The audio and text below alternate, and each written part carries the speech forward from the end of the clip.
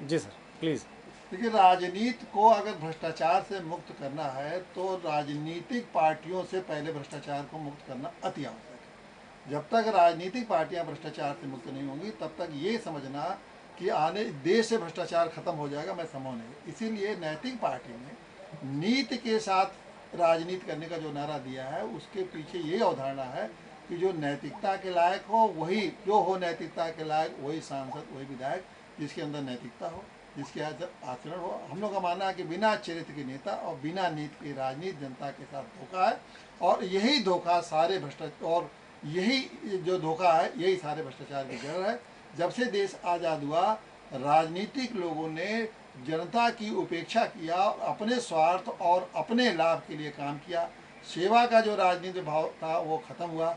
तो नैतिक पार्टी सेवा, सेवा से शक्ति और शक्ति से सुधार की अवधारणा लेकर राजनीति में एक ऐसी व्यवस्था स्थापित करना चाहती है जिसमें कि जनता मालिक हो और नेता उसके सेवक हों। जनता जब मालिक होगी तो वो भाव मेरा पैदा होगा कि जनता के प्रति हमारा क्या दायित्व है, उसका निर्वाह करेंगे।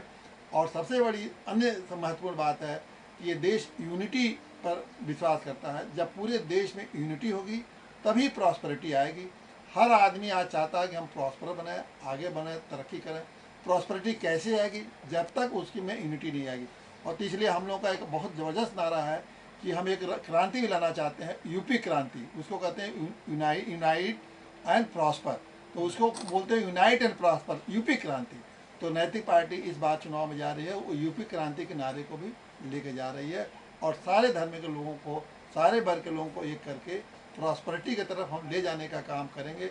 ये तभी संभव है कि जब ईमानदारी हो, नैतिकता हो, स्वार्थ न हो, सेवा के भाव हो, तभी हम आगे बढ़ेंगे। शॉर्ट में, दूसरी पार्टियां क्या नीति के आधार पर राजनीति नहीं कर रही हैं? जब दूसरी पार्टी अगर नीति के आधार पर राज करती तो खानदानी नहीं होती, अपराधियों को मौका नहीं देती और पूंजीपतियों को मौका नहीं देती। ये तीन तत्व ऐसे हैं जो राजनीति में, आपराधिक, खानदानी, पूंजीपति और भ्रष्टाचारी तत्व, वो सिर्फ अपने स्वार्थ की बात कहते हैं।